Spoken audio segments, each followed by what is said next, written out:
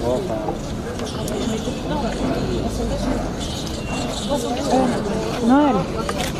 hiyo microphone anachukua vibaya, tuna sauti nzuri. Kidogo tupige kata, kidogo tu lawa. Unashika chini hivi na inafanya angalia.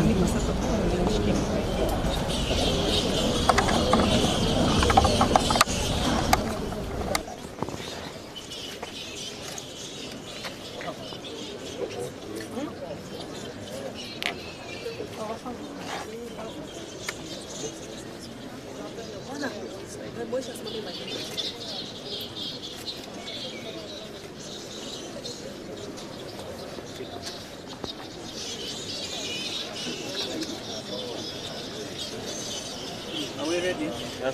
Thank you. Hello.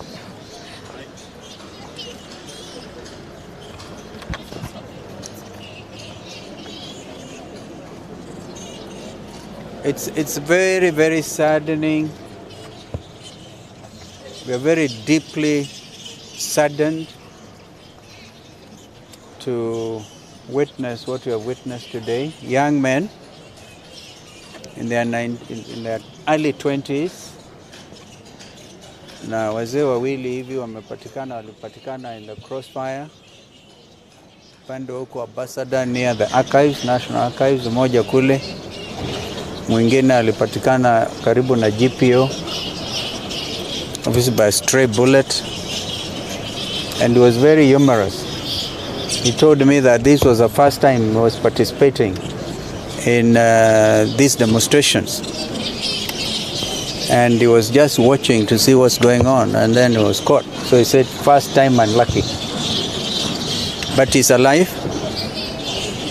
We've received reports today from the leadership of the hospital, and we want to thank Dr. Munene, Dr. Kutoi,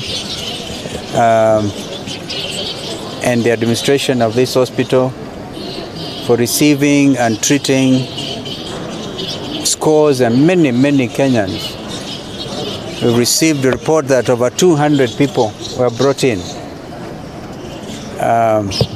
Unfortunately, 2 of them were dead on arrival, and 3 died while receiving treatment. And that is one wing that we visited. So you can see, you can begin to imagine the trauma, the suffering by the Kenyan people and this nation. As we speak, we have a nation that is deeply troubled, deeply insecure. I don't think there's any Kenyan who is feeling happy today. I don't even think William Ruto himself is feeling happy because of the shocked he was. Because as a parent, how does he wake up every morning and imagine what happened? And yet, not a word since the happenings on Tuesday from the so-called government spokesperson, not a word from Inspector General of Kenya Police, or the commandant here, the infamous Bungei.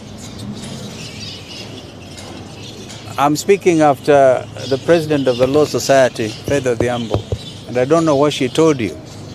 But in my view, as senior counsel, we're going to document every case, perhaps even revisit the International Criminal Court, and this time talk to them about the atrocities committed against the Kenyan people by a regime which is heartless, which calls his own citizens traitors, they're committing treasonous, treasonous acts.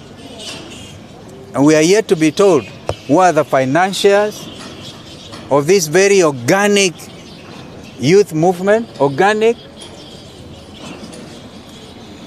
in their thousands, and they just want to claim their country back. Abductions seem to be continuing. I have here a letter that was written by the CEO of the and Director Chief Executive of the Kenya School of Law, Mr. Henry Mutai. when he issued this press release about the leader, Joshua Okayo, of the students doing their pupillage, doing their postgraduate course at the Kenya School of Law. He was abducted, but happily he's alive, because this morning the student was found in Murang'a hungry, very hungry, by a river bank.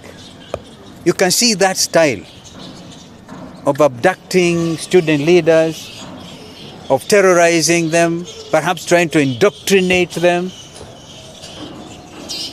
This is not the country our forefathers fought for. And I want to look at William Ruto in the face, I hope he's looking at me, and tell him to rise above himself and realize he has the instruments of power and order the stoppage of killing of young Kenyans. It is obvious he must have given the directive, shoot to kill. Because those snipers would not have blown up the young brain we saw at the mortuary the other day. He's one of the two people who arrived here dead on arrival because his brains were blown off. So this cannot continue. In a democracy, it cannot continue. And by the way, I want to ask William, is this a democracy or a military dictatorship? Kenyans are asking all these questions. They deserve straightforward answers, and they want their country back. Kwa hivyo tunasema poleni sana kwa wote ambao wameathirika tangu Jumanne. Jana mimi naishi karibu na Rongai, and I could hear milipuko ya risasi up to 8 o'clock. I was looking at the clock, 8 o'clock at night. Stop all these stories. Just a minute. Please, I'm begging. What are we supposed to do? Nimetafuta kila mahali. Hawa waliniambia ningojee mpaka kesho. Si mgonjwa nimeleta. I want just to require. Where is my grandson? Githurai. Thank you. Kutoka Githurai huyo mama. See how spontaneous. Anatafuta mjukuu wake kutoka Githurai. How many others are crying like that?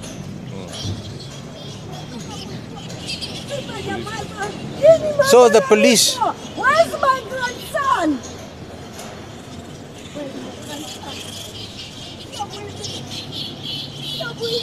Where's my grandson? Very painful.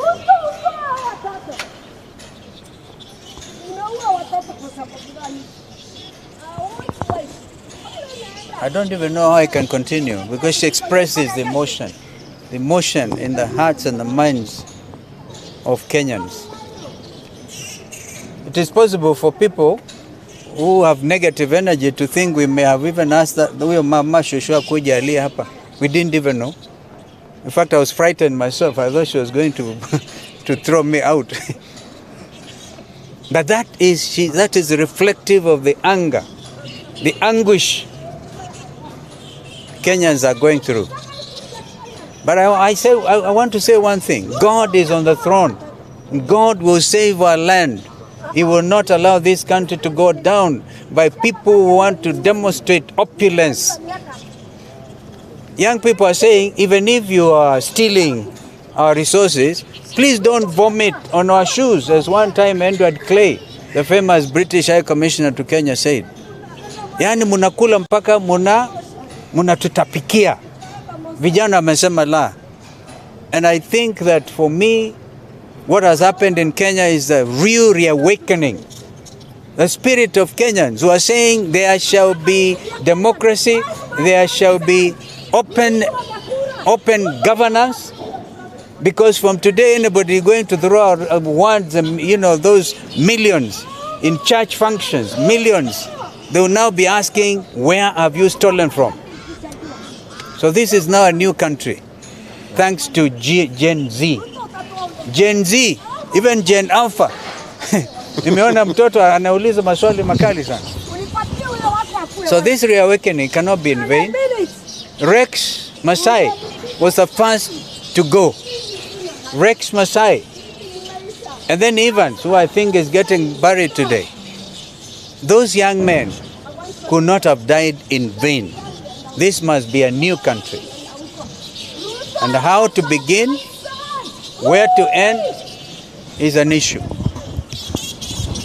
God save Kenya. If there's any question,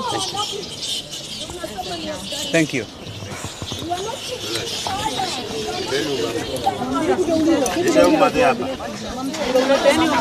Kama mimi